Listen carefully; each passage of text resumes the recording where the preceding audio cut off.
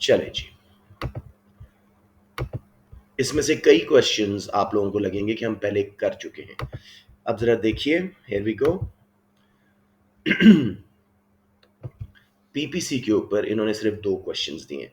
मेरी कोशिश होगी कि हम जनरल डिस्कशन करके बाकी क्वेश्चंस को भी थोड़ा सा इसके पॉसिबल क्वेश्चंस को कर लें। पीपीसी आसान सा क्वेश्चन होता है, तो it's good to do it well. Right जी, so I am gonna take it down to another document.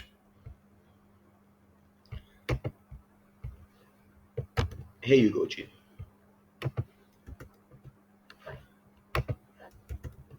जी अब जरा क्वेश्चन को अच्छी तरह देख लीजिए। ये आपको मैंने शायद किसी टेस्ट में भी दिया था। तो वो क्या जी के sorry, with the help of a diagram explain the difference between the causes of a movement along the curve and a shift of a production possibility curve PPC, and consider which is likely to have the most immediate impact on the economy। बहुत straight forward simple सा question है, तो let us just quickly revisit it. तो इसमें knowledge के marks को पहले हम टैकल करते हैं, and I hope all of you by now know it, क्योंकि हर क्लास में मैं बताता हूँ और बच्चे स्टिल गलत आंसर कर रहे होते हैं। नॉलेज के 3 मार्क्स होते हैं 8 में, ठीक है, और एनालिसिस के आगे 3 होते हैं, फिर आखिरी 2 इवैल्यूएशन के। जैसे इस क्वेश्चन में उसने क्या पूछा कि डायग्राम बनाओ, तो डायग्राम के मार्क्स हैं।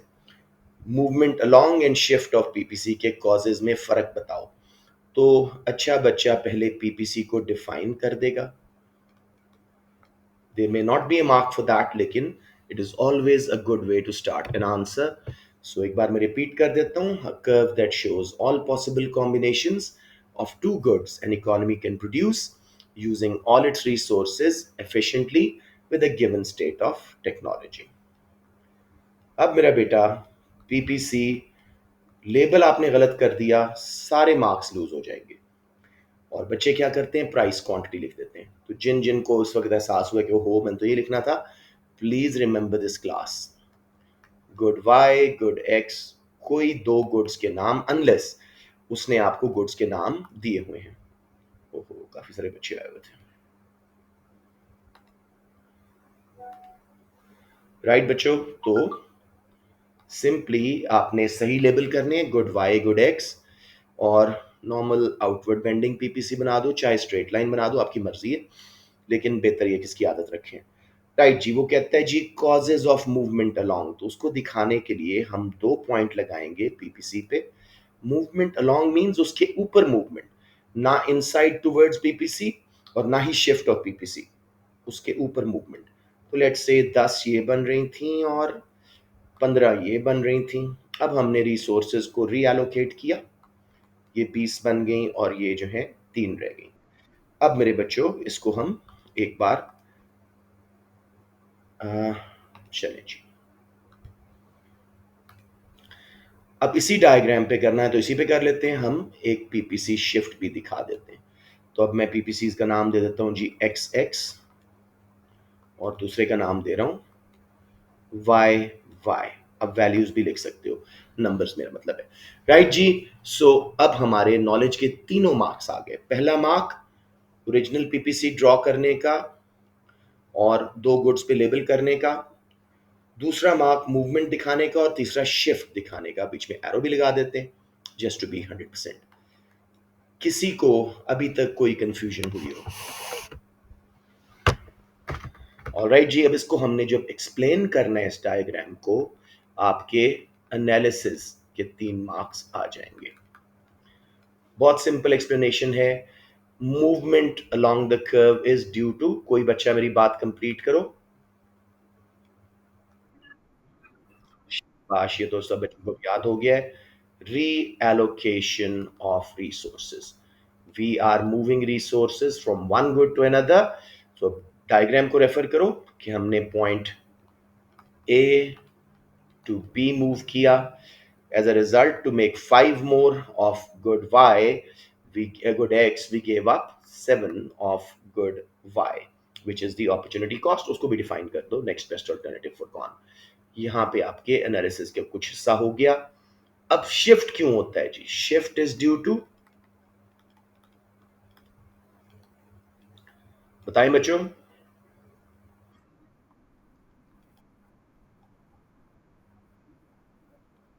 लेकिन सही बेसिक डेफिनेशन, इंप्रूवमेंट या इंक्रीज इन, हाँ, आप सही बोल रहे हैं आप लोग, क्वांटिटी क्वालिटी ऑफ रिसोर्सेज। और उसकी फिर को रीजंस दे देंगे जी, टेक्नोलॉजी के advancement, education and training of labour जिससे स्किल्स बढ़ गई, नेट माइग्रेशन पॉजिटिव हो गई, ज़्यादा वर्कर मुल्क में आ रहे हैं तो लेबर फोर्स ज़्यादा हो गई। तो दो तीन रीजंस देके ये आपके 6 मार्क्स एनालिसिस तक के कंप्लीट हो गए। किसी बच्चे को यहाँ प्रॉब्लम आ रही हो? ओके। अब मेरे बेटे वो कह रहे हैं, consider which is likely to have the most immediate impact on the economy, on an economy. कौन सा काम? नहीं, नहीं, नहीं मेरे बेटा, ये कामरान साहब ने गलत किया है। मूवमेंट, हाँ, मूवमेंट अलोंग इमीडिएट इम्पैक्ट है। we're just moving our resources from one place to another, right? Shift के लिए बहुत टाइम लगता है। हाँ, training, skills development, advance exploration of new resources, technology. उन्होंने उन्होंने हो गया, बंदे से गलती हो गई है। आई एग्री, उन्होंने लिखा है, लेकिन no, no, movement has immediate impact और shift has a long run impact, और ये सीआई एग्जामिनर रिपोर्ट में भी लिखा हुआ है।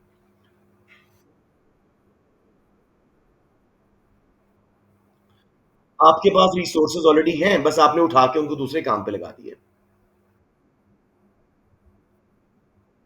शिफ्ट करने के लिए आपको नया ऑयल गैस ढूंढना पड़ेगा, लेबर को एजुकेट ट्रेन करना पड़ेगा, कितना टाइम लगेगा? जो प्रोफेशनल ट्रेनिंग है ना, कि एक काम से दूसरे पे हटाना, वो इतनी मुश्किल नहीं है, वर्कर्स ऑलरेडी स्किल्ड हैं, आपने बस उनको एक डिफरेंट काम सिखाया है, ठीक है?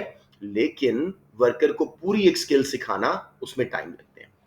Got it? शिफ्ट में टाइम लगेगा। वो हमेशा, बेटे याद रखना, पोटेंशियल और एक्चुअल ग्रोथ शॉर्ट रन की होती है, पोटेंशियल लॉन्ग रन की। तो ये बात मैं मान ही नहीं सकता कि shift will take shorter time या इमीडिएट इम्पैक्ट उसका नहीं होगा। गॉट इट मेरे बेटा? I am glad you're studying, इसलिए आप लोग ये आर्ग्यू कर रहे हो। लेकिन अब्दुल रहमान, आपको क्लियर हो गया? ओके, अब इसी क्वेश्चन में वो कहता, with the help of a diagram explain the difference between, यहाँ पे a micro and a macro economic concept PPC shows, ठीक है? अब इसमें मैं वो नहीं कर रहा। अच्छा, कुछ बच्चे आ रहे हैं, मुझे इनको ज्वाइन करवाना है मैसेज कर दी। अच्छा, एडमिट ऑल, बहुत सारे बच्चे थे, सॉरी। राइट बच्चों, मुझे हाँ इसी तरह ग्रुप पे मैसेज कर दिया करें ताकि मुझे पता लगे कि आप लोग वेट कर रहे हैं। राइट जी, so here we are, this question is done. Micro and macro बिल्कुल सेम आंसर है। माइक्रो कॉन्सेप्ट कौन सा है जी? Opportunity cost. 2 पॉइंट लगाए पीपी से पे, माइक्रो इकोनॉमिक कॉन्सेप्ट आ गया। ए से बी मूवमेंट करवाई, 5 गुड वाई ज्यादा बनाने के लिए मैं 7 गुड एक्स छोड़नी पड़ी, which is your alternative, next best alternative forgone, opportunity cost, this is due to scarcity. Scarcity भी माइक्रो कॉन्सेप्ट है, अपॉर्चुनिटी कॉस्ट भी। अलबत्ता शिफ्ट इन पीपीसी इज, हाँ, economic growth, potential economic growth. फिर उस question के लिए बेशक आप एक पॉइंट अंदर लगा के फिर पीपीसी की तरफ ले आए और इसको बताएं कि ये एक्चुअल इकोनॉमिक ग्रोथ है। और ये क्यों होती है? यू से B, by utilising unused resources, land, labour, capital. जो हमारा इस्तेमाल नहीं हो रहा था उसको हमने ठीक इस्तेमाल करना शुरू कर दिया अब। और शिफ्ट जो है वो of course quantity and quality of resources बढ़ने से। सब बच्चों को समझ आ गया है? कोई कंफ्यूजन यहाँ पे?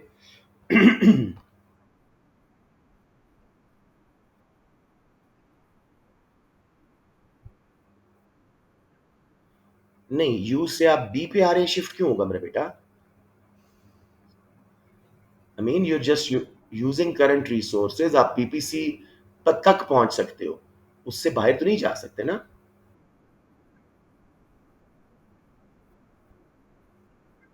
नहीं, मैंने क्वेश्चन चेंज किया ना, a micro and a macro economic concept PPC show, उसको आंसर कर रहा हूँ, ठीक है? चलें, good enough, let's move on.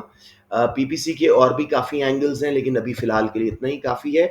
एक क्वेश्चन इस पे और इन्होंने दिया हुआ है, 2 मार्क का। Using a PPC diagram, demonstrate the impact of the rising level of unemployment on Nigerian economy. कोई 2 गुड्स के नाम लिखें। अनएम्प्लॉयमेंट बढ़ता कैसे दिखाएंगे आप लोग?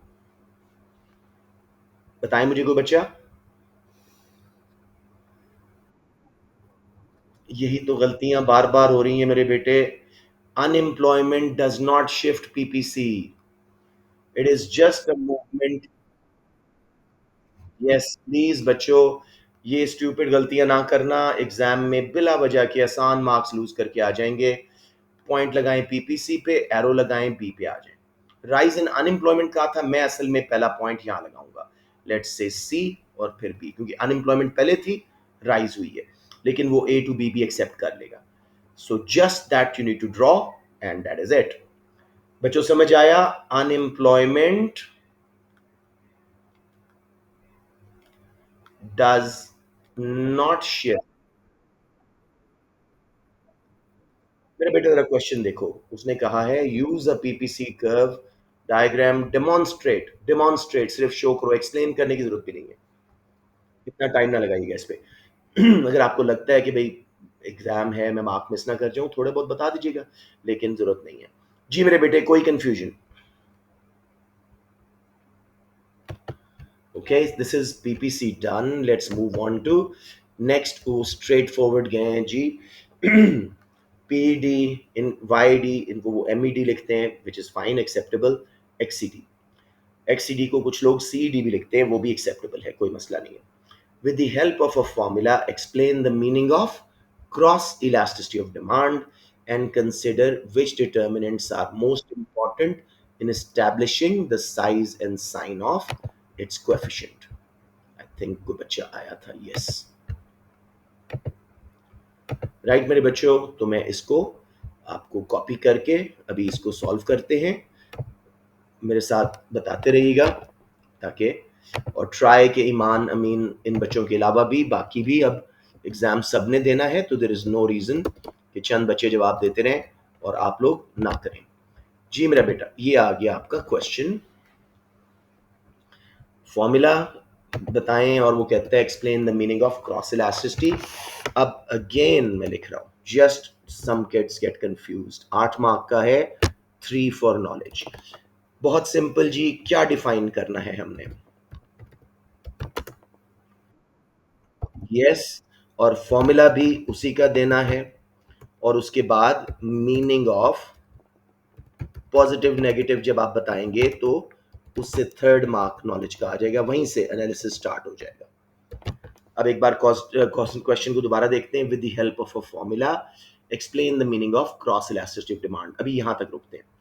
डेफिनेशन लें जी, बताएं मुझे what is cross elasticity of demand. कोई नई आवाज चाहिए मुझे?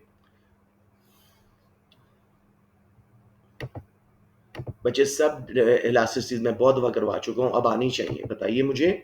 It is a measure of, come on.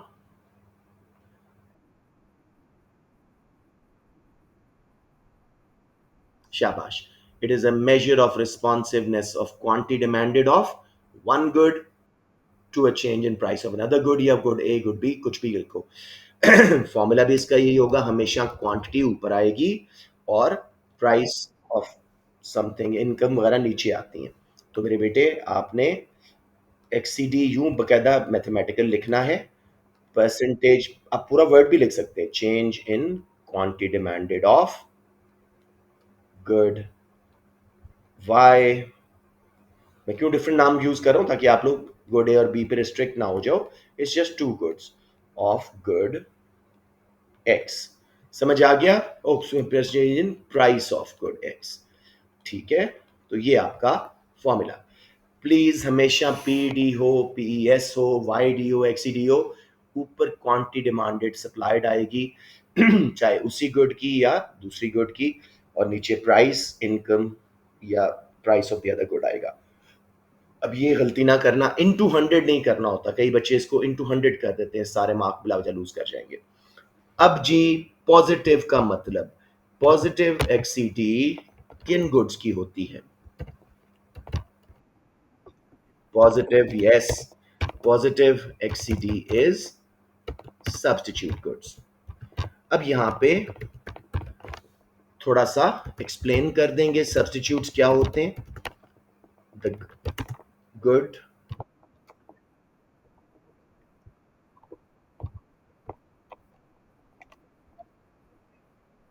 बिल्कुल ठीक है। Substitutes have a positive relationship, they are alternatives used in place of one another. For example, हमेशा एग्जाम्पल दिया कीजिए, jam and honey. So if price of one, for example, jam rises, people will be able to afford it less and they will switch towards its cheaper substitute, honey. समझ आ गया मेरे बच्चों? बहुत simple है, बहुत नेचुरल है। किसी को ना आ रहा हो प्लीज पूछ लें, क्योंकि अक्सर ही बच्चे गलत आंसर आप लोग कर देते हो एग्जाम में। इस दफा क्रॉस इलास्टिसिटी और इनकम इलास्टिसिटी ज्यादा इंपॉर्टेंट है। जी बताएं क्या कह रहे हैं? जरूरत नहीं है, मांगा नहीं उसने, जरूरत नहीं है। बना दें क्वालिटी एडिशन। एक्सीडी एंड वाईडी इस साल ज्यादा इंपॉर्टेंट ये है, क्योंकि पीईएस पे भी क्वेश्चन आ चुके हैं, पीडी पे भी आ चुके हैं, तो ये मैं नहीं कह रहा कि दूसरे इंपॉर्टेंट नहीं है, ज्यादा इंपॉर्टेंट ये है। अब मेरे बच्चों क्वेश्चन पे वापस जाते हैं। Consider which determinants are most important in establishing the size and sign of coefficient. Coefficient means relationship. Closer the to substitutes, complete करें मेरी बात को, इलास्टिसिटी ज्यादा होगी या कम होगी?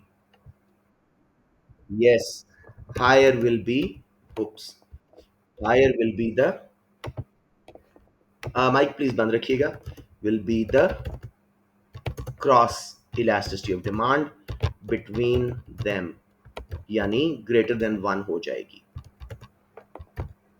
Greater than one. जी मेरे बच्चों, तो ये हमारा क्लियर हो गया। उसके बाद नेगेटिव साइन कौन सी गुड्स होती हैं? शाबाश, कॉम्प्लीमेंट्स। ये इसको डिफाइन करना है कि जॉइंटली डिमांडेड हैं, एक दूसरे के साथ यूज होती हैं, एक दूसरे की यूटिलिटी को बढ़ाती हैं। फिर आपने बताना है example, for example ball and bat, petrol and cars, ठीक है। पॉजिटिव रिलेशनशिप को एक्सप्लेन, नेगेटिव रिलेशनशिप को एक्सप्लेन करना है कि भाई अगर बॉल्स की प्राइस बढ़े तो बैट्स की डिमांड कम हो जाएगी एंड वाइस वर्सा। कितना फर्क पड़ेगा will depend on closer the two goods are, जितने क्लोज हैं उतना ज्यादा फर्क पड़ेगा। Closer the two complements, higher the XED between them.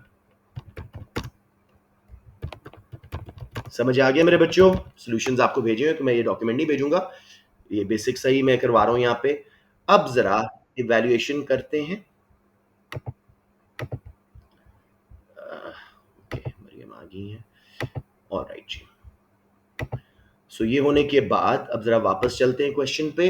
With the help of a formula explain the meaning of cross elasticity of demand. हमने कर दिया, define भी किया, फॉर्मूला भी दिया, और मीनिंग ऑफ पॉजिटिव नेगेटिव जैसे बताना शुरू किया, स्कोर तीसरा आ गया। फिर जब उनको रिलेशनशिप को एक्सप्लेन किया और बताया कि जितने क्लोज हैं उधर से ही आपकी इवैल्यूएशन स्टार्ट हो गई थी, लेकिन इसको प्रॉपरली करते हैं जी। इवैल्यूएशन में हम क्या बोलेंगे? As discussed above, the closer the two products are, substitutes or complements, greater will be the cross elasticity of demand between them. Price change of one will impact the demand for other more. मैं यहाँ पे एक example दे दूंगा। For example, change in price of cars will have a major impact on change in demand for petrol, but change in price of cars will not have a major effect on change in demand for car accessories, क्योंकि हर बंदा अपनी गाड़ियों पे accessories नहीं लगवाता। इसी तरह करके फिर आप बताइएगा, एक अच्छी सी स्टेटमेंट दीजिएगा कि the most important factor is how close the products are, how the consumers receive them, how are they advertised, कि भाई वो किस तरह एडवर्टाइज किया जा रहा है, एज अ सब्स्टिट्यूट, कॉम्प्लीमेंट, करीबी किया जा रहा है या डिस्टेंट, ब्रांड इमेज वगैरह, इन सब चीज़ों पे डिपेंड करेगा कि क्या साइज एंड साइज। साइन हमेशा कॉम्प्लीमेंट्स का नेगेटिव, सब्स्टिट्यूट्स का पॉजिटिव होगा। साइज अलबत्ता डिपेंड करेगा कि कितने क्लोज हैं। समझ आ गया मेरा बेटा? किसी को इस क्वेश्चन में प्रॉब्लम आ रही हो? चलें इसी से एक और क्वेश्चन बनाते हैं. With the help of a formula, explain the meaning of cross elasticity of demand values positive, negative, zero. जी बताएं, पॉजिटिव से क्या मुराद है? अभी हमने 2 मिनट पहले किया है. पूरा एक्सप्लेन करेंगे सब्स्टिट्यूट का रिलेशनशिप, एग्जांपल्स. एक की प्राइस बढ़ी, लोग उससे महंगी हो गई है, स्विच कर जाएंगे सस्ते सब्स्टिट्यूट पे. Closer the two goods higher will be the XED. Exact वही आंसर है. फिर नेगेटिव एग्जैक्टली वही कॉम्प्लीमेंट्स का करेंगे. जीरो किन की? अनरिलेटेड गुड्स जिनका आपस में कोई ताल्लुक नहीं. T shirts and cars. Cars महंगी हो सस्ती हो, टी शर्ट की डिमांड पे फर्क नहीं आएगा. तो ये हो गया जी. समझ आ रहा है? तो माइनर से वो चेंजेस करता है. आप लोगों ने स्टंप नहीं होना. इधर ही कह दे वो दो सब्स्टिट्यूट्स का बताएगी जी. एक की डिमांड है 0.8 और दूसरे की है 1.2. Explain the meaning. 0.8 मींस वो डिस्टेंट सब्स्टिट्यूट है. लेस देन 1 है इनइलास्टिक क्रॉस इलास्टिसिटी है. 1.2 मींस क्लोज सब्स्टिट्यूट्स है. अब यहाँ पे नेगेटिव में जब वो देगा, वो कहेगा जी -0.5 -1.5. बच्चे -1.5 को इनइलास्टिक समझते हैं. नो, 1 से नीचे नीचे ये रिलेशनशिप है जो माइनस साइन है. तो आपने बोलना है 0.5 माइनस वाला जो है वो डिस्टेंट कॉम्प्लीमेंट्स है जो साथ जरूरी नहीं है इस्तेमाल हो. अलबत्ता 1.5 वाले बड़े क्लोज कॉम्प्लीमेंट्स हैं, जैसे क्रिकेट का बैट और उसका बॉल. समझ आ रही है? वही चीजें हैं, बस थोड़ा बहुत वो वेरिएशन डालेगा. एनी क्वेश्चंस मेरे बच्चों? Just checking if somebody is coming. No. Alright जी, लेट्स मूव ऑन. गुड जी, हमारा ये एक्सीडी का पहला क्वेश्चन हो गया. नेक्स्ट भी 8 मार्क का है. Explain with the help of examples the significance of the size and sign of coefficient of income elasticity of demand for the classification of a good and consider how confident you are of this classification. तो इस question को भी हम उठा के उधर ले जाते हैं और इसको सॉर्ट आउट करते हैं इंशाल्लाह. जी मेरे बच्चों, तो ये हम सब कर चुके थे. ये आ गया जी आपका क्वेश्चन. एक बार अच्छी तरह क्वेश्चन को पढ़ लें और उसके बाद हम आगे चलते हैं. जी कोएफिशिएंट. जी explain with the help of examples. तो एग्जांपल्स लाजमी देने. सिग्निफिकेंस मींस इंपॉर्टेंस या मतलब. Of size and sign of coefficient means correlationship, आपसी में जो इनका गुड्स का रिलेशनशिप है इनकम के साथ. Of income elasticity of demand, तो की टर्म आपकी इनकम इलास्टिसिटी ऑफ डिमांड. तो आप यहाँ पे वही नॉलेज के 3 मार्क्स कैसे लेंगे? आप डिफाइन करेंगे इनकम इलास्टिसिटी ऑफ डिमांड, उसका फॉर्मूला देंगे और उसके बाद आप जो है elastic inelastic income inelastic demand का मतलब समझा देंगे. मैं लिख देता हूं साथ में इनकम, क्योंकि बच्चे प्राइस का वर्ड लिखते. इनकम इलास्टिक इनइलास्टिक डिमांड की मीनिंग हमने बतानी है. चलिए बच्चों स्टार्ट हो जाओ जी. बताइए मुझे what is income elasticity of demand. By now I am hoping आप सबकी डेफिनेशन सही हो चुकी होंगी. जी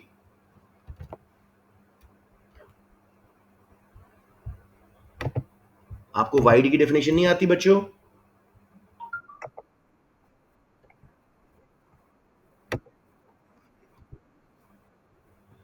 कुछ उल्टा पुल्टा बोला है, दोबारा बोले जरा एक बार.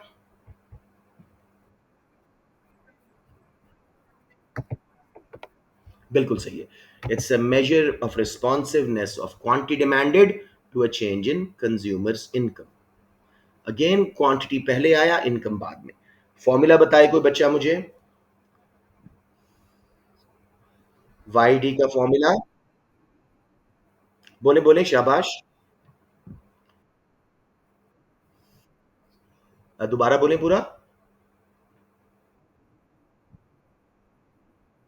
परफेक्ट. ऊपर क्वांटिटी डिमांडेड, नीचे इनकम, जैसे मैंने समझाया था.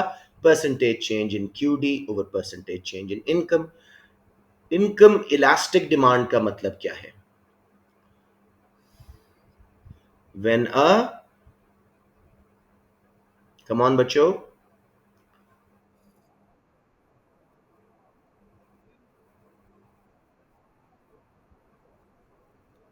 Very good. When a smaller percentage change in income causes a proportionately greater percentage change in quantity demanded, or income inelastic when a greater proportionate change in income causes a smaller proportionate change in quantity demanded. ये अगर आपने कर दिया, 3 marks knowledge के आपसे कोई examiner नहीं काट सकता। अब हमारे पास एनालिसिस आ गया, तो वो भी 3 मार्क्स का है हमारा। I think I heard a kid entering, no I was wrong. जी मेरे बच्चों, तो तसल्ली से अब एनालिसिस के 3 मार्क्स। अब वो पूछे, जरा क्वेश्चन देखें, importance of the size and sign of coefficient of income elasticity of demand for the classification of a good. तो हमने दो ही गुड्स पढ़ी हैं जी। तो नॉर्मल गुड्स, क्या साइन होता है इनका? पॉजिटिव।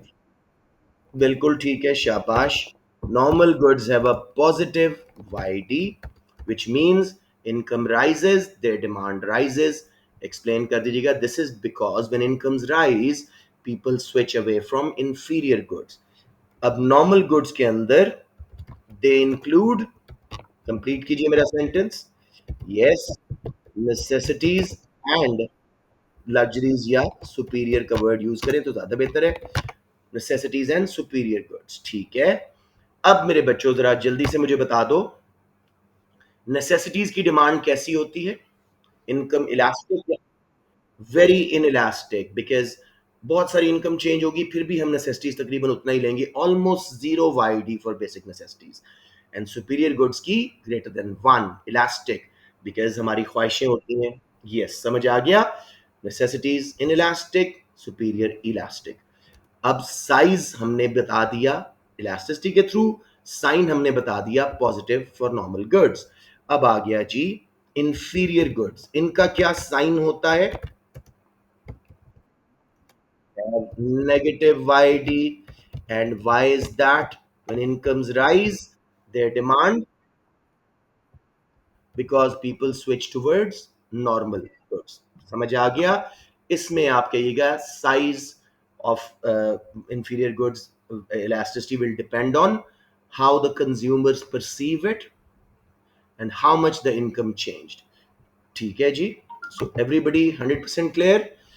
आखिरी बात दोबारा दोहरा रहा हूं, इंफीरियर गुड्स की इलास्टिसिटी डिपेंड करता है इंडिविजुअल के ऊपर कि वो उसको कितना इंफीरियर समझ रहा है, उसकी इनकम कितनी गिरी या बढ़ी थी, उसके मुताबिक होगा। इसमें फिर वो गिफन वाला कॉन्सेप्ट आ जाता है, राइट। A2 के बच्चों को बता रहा हूं, आप लोगों ने इसमें नहीं लिखना। Inferior goods have negative YED. अब मेरे बच्चों हम आ गए आपके इवैल्यूएशन पे। कितने कॉन्फिडेंट हैं आप, जब भी ये बात हो लिमिटेशंस बताएं थ्योरी की। वाईडी के बारे में क्या क्या प्रॉब्लम्स हैं? Shabash, ceteris paribus assumption. Other factors keep changing other than income, which affect demand as well. और जी,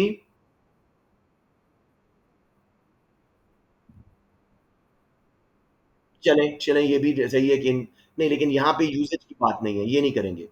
वो ceteris paribus, old historic data, inaccurate data, keeps changing over time, ये चीजें। और आप फिर लिखेंगे, I am not very confident in classifying normal and inferior goods. A good which is normal for someone may be inferior for a rich person. A good which is inferior for a rich person may be normal for a poor person. समझ रहे हैं? तो इस तरह करके आपने इसको evaluate करना है। आई एम प्रीटी कॉन्फिडेंट आप लोग इसको अच्छा समझ गए, but still any questions, be my guest. All right जी, नाउ आई वांट कोई 12 मार्क के भी आए इसमें। चलें, एक और 8 मार्क का है जी। With the help of a diagram explain what could cause an increase in demand for a product. अच्छा, इन्होंने ये डिमांड सप्लाई में से लिया है। whether the impact of increase in demand on price of the product will be the same in short run and long run. अभी इसको उधर ले जाते हैं और दोबारा इसको सॉल्व करते हैं। जी मेरे बच्चों, जरा तसल्ली से, इन्होंने मार्क्स नहीं लिखे, वैसे कंफर्म ये 8 मार्क का क्वेश्चन था। With the help of a diagram explain what could increase demand for a product. सबसे पहले तो हमने डिमांड को डिफाइन करना है। It is the willingness and ability of consumers to buy a product at a given price ceteris paribus per period। ठीक है। अब मेरे बच्चों हम चलते हैं मुझे कोई 2 फैक्टर बता दो या 3 जिसकी वजह से डिमांड प्रोडक्ट की बढ़े। ईडीपैम्स के फैक्टर्स पकड़ो, मुझे बताएँ। इनकम्स एक्सप्लेन कर दें। If incomes of consumers rise, ये चीज, if incomes of consumers rise they will demand more normal goods, demand curve for normal goods will shift to the right। ठीक है, अब हमें डायग्राम भी बनाना है यहाँ पे, तो हम डायग्राम बना के, उसने कहा था डायग्राम हेल्प से एक्सप्लेन करना, तो हम एब्सोल्युटली। अरे ये ड्रॉ क्यों नहीं कर रहा? जी बेटे।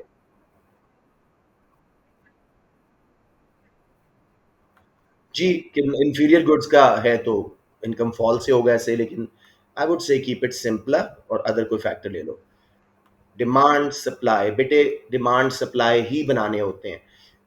Don't make a mistake of drawing only shift of demand और सप्लाई, दोनों शिफ्ट करने होते हैं। अब मेरे बेटे, हमारी इनकम्स बढ़ी या डायरेक्ट टैक्सेस कम हुए या क्या उसको बोलते हैं सब्स्टिट्यूट महंगा हुआ, कुछ इस तरह की, उसके रिजल्ट में हमारा इक्विलिब्रियम ई वन पे आएगा, क्वांटिटी कंज्यूम ज़्यादा हो जाएगी। This is what you need to do. So incomes rise, इसमें नॉर्मल गुड का रेफरेंस दीजिएगा और फिर बताइएगा as seen in the diagram demand curve shifts to D1, price rises to P1 and quantity to Q1।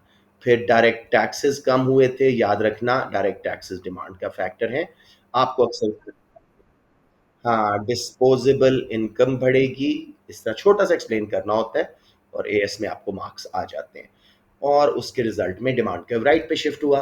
फिर उसके बाद जी कोई सब्स्टिट्यूट महंगा हो गया था, बस 3 बहुत है। अब हमारी, उसमें रिवेंटिस के होते हैं, इसमें खैर क्वेश्चन सप्लाई का था ही नहीं ना, तो हमने डिमांड शिफ्ट करा दी। अब मुश्किल पार्ट है, वो कहते हैं जी consider whether the impact of increase in demand on the price of the product will be the same in short run and long run. Demand curve shift हुआ है, प्राइस किस पीरियड में ज्यादा बढ़ेगी, शॉर्ट रन में या long run में, ये पूछ रहे हैं। नहीं, गलत बोल रहे हैं, शॉर्ट रन ठीक बोला आपने। कोई और बच्चा? नहीं शिफ्ट होगा बेटे, price change does not shift supply और एनी कर्व। हाँ ये बात करो, हाँ इलास्टिसिटी की बात है यहाँ पे। Short run there will be a greater increase in price as supply tends to be inelastic because at least one factor of production remains constant, which is capital। उसके बाद जी, however, in long run, in long run, supply will become elastic as firms can add more machines, capital, and new firms can enter the market, तो उसकी वजह से supply elastic हो जाएगी, price rise will be lower. समझ आ रही है मेरी बात या थोड़ा एक्सप्लेन कर दूं? यहां पे आप लोग थोड़े स्टक हुए थे। सप्लाई का इलास्टिक बना के देख लो, प्राइस बहुत कम बढ़ेगी डिमांड शिफ्ट होने से। इन इलास्टिक बनाओ, प्राइस बहुत ज्यादा बढ़ेगी। That is what they wanted to know, कि बच्चों को आ रहा है कि नहीं। अब वापस चलते हैं जी, हमने ये कर लिया। अब आ गए जी मेरा बेटा, फॉर व्हाट, कोई सप्लाई का फैक्टर होगा तो शिफ्ट होगा मेरा बेटा। वेजेस चेंज, अभी उसने सिर्फ डिमांड शिफ्ट के रिजल्ट में प्राइस पे इफेक्ट पूछा है, तो हमने सप्लाई की इलास्टिसिटी पे कमेंट करना था, ठीक है, शिफ्ट नहीं करवाना था। या इलास्टिसिटी ज्यादा हो जाएगी जिसकी वजह से प्राइस कम बढ़ेगी, ठीक है, that is the question. G. With the help of a formula, explain the meaning of price elasticity of supply and consider which factors are most important in determining whether the price elasticity of supply is likely to be relatively elastic or inelastic. बहुत simple, straightforward 8 mark का question है. Let us just go there and sort it out. Control V G. अब इसको मैं थोड़ा सा सही कर लूं और इसको बोल्ड भी करूं ताकि पिछले क्वेश्चन से मर्ज ना हो जाए। अगर आप लोगों को ये डॉक्यूमेंट चाहिए तो मैं जब कंप्लीट हो जाएगा तो आपको भेज दूंगा ब्रीफ क्विक लुक के लिए, वरना वो कामरान साहब के हैं आपके पास, मुझे बता दीजिए। इफ यू वांट इट तो आई कीप सेविंग इट। खामोशी means you don't want me to save it, right? ठीक है, आप लोग सेव करूं या नहीं करूं, मुझे समझ नहीं आई बात। चले, क्विक क्विक रिवीजन के लिए आपको आसानी हो जाएगी, बन तो रहा ही है। ठीक है जी, let's move on now. With the help of a formula explain the meaning of PES. तो सबसे पहले डिफाइन पीईएस, फिर फॉर्मूला, उसके बाद without asking meaning of elastic, inelastic supply. Right जी, सबसे पहले पीईएस को कोई बच्चा डिफाइन कर दो। शाबाश शाबाश, जल्दी। Yeah, it is a measure of responsiveness of quantity supplied to a change in price of the product itself. Its formula is, someone please, आप लोग माशाल्लाह समझना शुरू हो गए उसको। अच्छा, percentage change in QS over percentage change in price. बहुत सिंपल होता है, टॉपिकल कर लो सारा समझ आ जाता है। फिर उसके बाद जी इलास्टिक सप्लाई का क्या मतलब है, अब आप लोग बताएंगे। When a, come on,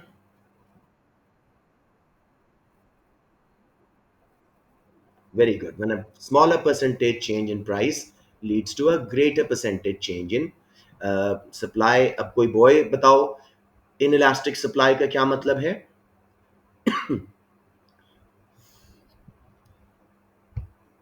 ji, one of the boys inelastic supply को डिफाइन करें। कम ऑन बच्चों, इतनी बार करवा चुका हूं। When a, when a greater percent, जल्दी ना करें, you're in such a hurry. When a greater percentage change in price leads to a smaller percentage change in quantity supplied. अब ये आ जाना चाहिए। ये 3 मार्क्स हो गए जी। एनालिसिस पे जाते हैं 3 मार्क्स के लिए। अब उसने कहा है मुझे फैक्टर्स बताओ, which factors are most important. Most important हम इवैल्यूएशन में करेंगे, 3 फैक्टर्स करते हैं, लेकिन जो फैक्टर इलास्टिक के लिए लेना, इन इलास्टिक के लिए कोई और लेना, तो दो दो बेशक कर दो। इलास्टिक के हम 2 फैक्टर्स करते हैं। तो पहला मुझे बताइए, क्यों सप्लाई इलास्टिक होगी, फैक्टर बताइए। Yes, spare capacity. तो इसको एक्सप्लेन करेंगे। If firms have great spare capacity, idle resources, machinery, labour etcetera. हाँ, इंडस्ट्रियल गुड्स बता सकते हैं, ड्यूरेबल गुड्स, या फिर प्रोडक्शन प्रोसेस, इंपोर्ट लिंक्स। हाँ, बिल्कुल कर सकते हैं। प्रोडक्शन प्रोसेस, बल्कि सबसे इंपॉर्टेंट है भी वही, प्रोडक्शन प्रोसेस शॉर्ट होना चाहिए। जी जी जी, बिल्कुल सही है, सही जा रहे हैं। इनइलास्टिक क्यों होगी जी? Perishable good. हाँ, प्रोडक्शन प्रोसेस बहुत लंबा है, लेकिन हम नया कोई लेंगे, पेरिशेबल गुड कर देते हैं और कर देते हैं शॉर्ट रन है।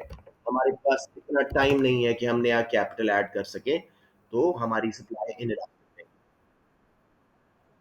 वो इवैल्यूएशन के लिए रखो मेरा बेटा। इवैल्यूएशन में मोस्ट इंपॉर्टेंट फैक्टर कौन से हैं? मोस्ट इंपॉर्टेंट फैक्टर्स बताएं, शाबाश, कोशिश करें। इज द, बिल्कुल सही जा रहे थे आप लोग। It's the type of good, how durable or perishable it is. It also depends on, shabash, time period at hand. In my opinion, time period, production capacity, as well as the type of product itself are the most important factors to conclude some product supply will remain always inelastic because they're too perishable in nature. इस तरह की कोई बात कर दो, समझ आ गया मेरे बच्चों? मैं टाइप कर देता हूं, it will depend on type of good,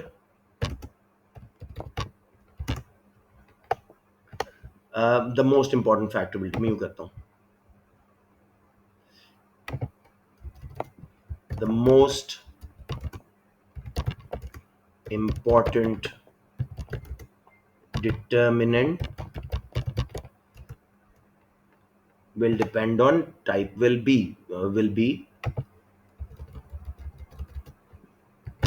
the type of good, whether it is perishable or durable. उसके बाद जी, another very important factor is time available, as in short run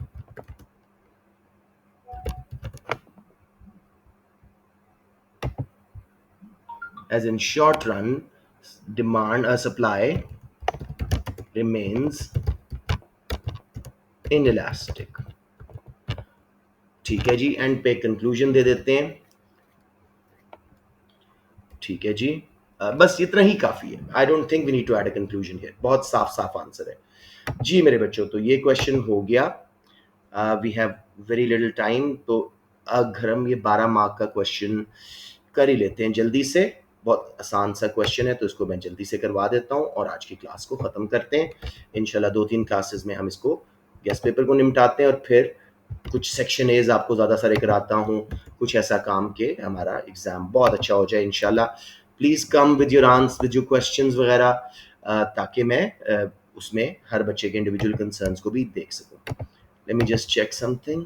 okay, अच्छा 14 मिनट्स है, बहुत time है।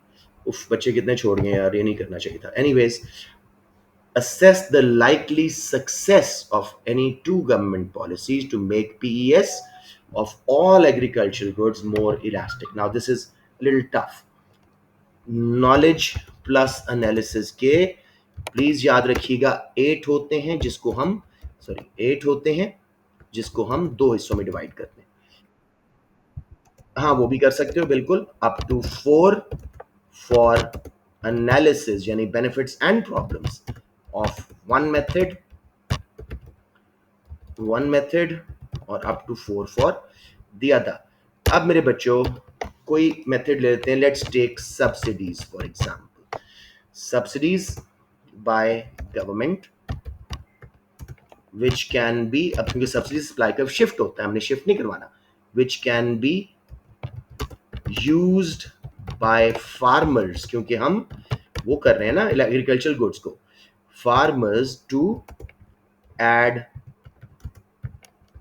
storehouses, refrigeration facilities, latest equipments, etc. This will make supply elastic. Explain कर दीजिएगा कि whenever price falls, they can store their farm produce in the storehouse. They've got good refrigeration facilities, even perishable vegetables can be stored for a longer period. जैसे potato बहुत देर के लिए store हो जाता है। लेटेस्ट इक्विपमेंट वगैरह उनका fertility बढ़ाएंगे, लैंड की रीपिंग सोइंग आसान करेंगे, प्रोडक्शन प्रोसेस बहुत एफिशिएंट हो जाएगा, ज़्यादा आउटपुट ले सकेंगे हर एकड़ से। This will make supply of some agricultural products elastic, some लिखना है यहाँ पे, ठीक है। लेकिन इसकी डाउन साइड क्या है जी? प्रॉब्लम सब्सिडीज की, बताइएगा मुझे, हम कई बार डिस्कस कर चुके हैं। Cost and opportunity, cost for government, उसके अलावा जी मिसयूज बाय फार्मर्स, उसको अपने लोन शोन पे कर दिए, फार्मर्स अक्सर ऐसे करते हैं। इसके अलावा जी inefficiency and efficiency and reliance, sorry, over reliance हो जाएगी ना, वही इनएफिशिएंसी एंड रिलायंस, जिससे वजह से आपकी एफिशिएंसी फ्यूचर में कम हो जाएगी। Farmers will start not reducing their own cost, improve there efficiency, they rely on subsidies, ठीक है जी। एंड और क्या मसला कर सकते हैं हम इसमें? मिसयूज भी हो गया, इनएफिशिएंसी भी हो गया, कॉस्ट अपॉर्चुनिटी कॉस्ट भी हो गया। Not all farmers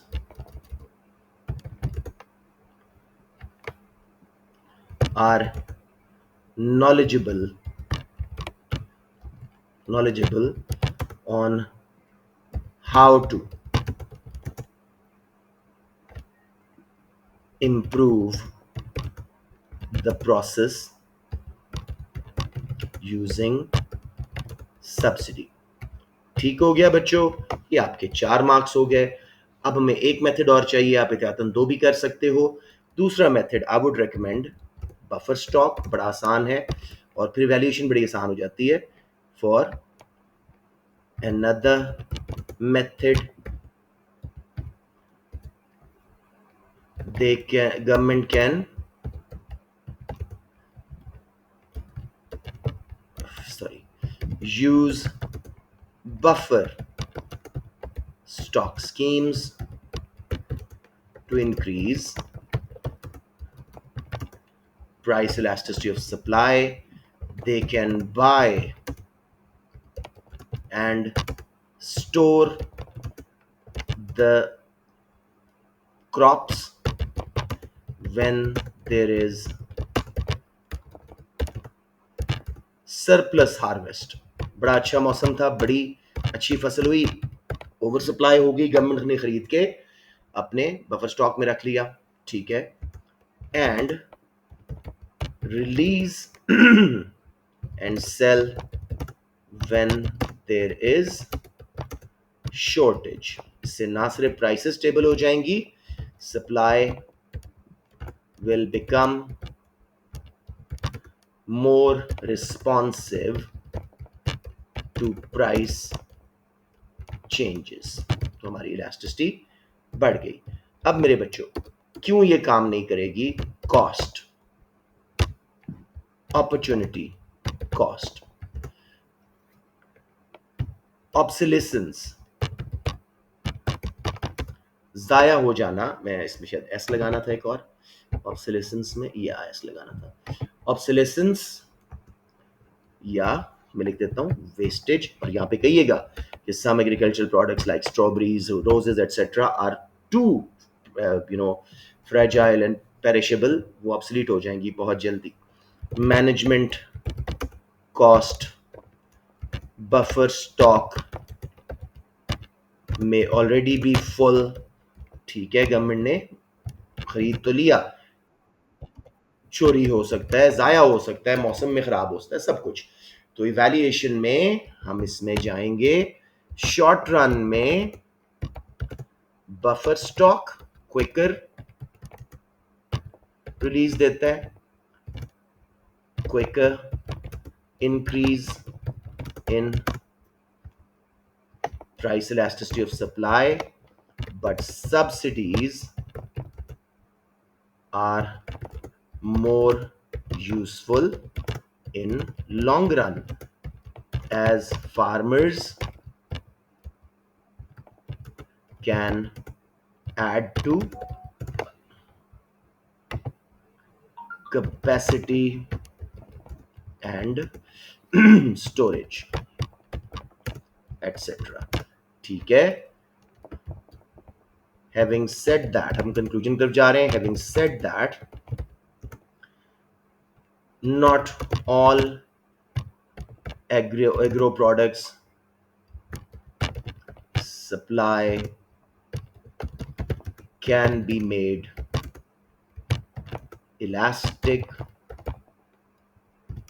due to long production time and inherent उनके अंदर inherent perishability।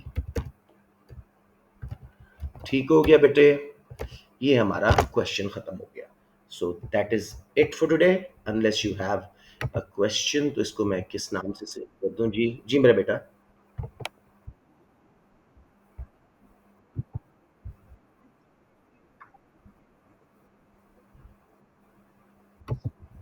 Sorry, come again. हाँ, आप एक और कोई इस्तेमाल कर सकते हैं। यस, अनदर मशवरा दे सकते हैं उनको, कोई ऐसा मसला नहीं है। तो यहाँ पे मैं डेस्कटॉप पे ही रख देता हूँ क्योंकि मैं इजी हैंडलिंग इसकी चाहता हूँ। और इसका नाम रख देते हैं जी गेस पेपर एएस। क्या करवा दूं? अब मैं यही करवा रहा हूँ, गेस्ट पेपर्स के बाद मैं सेक्शन एज ही करवाऊंगा सिर्फ आपको। ओके, दैट्स इट जी। Thank you so much, I will see you all tomorrow in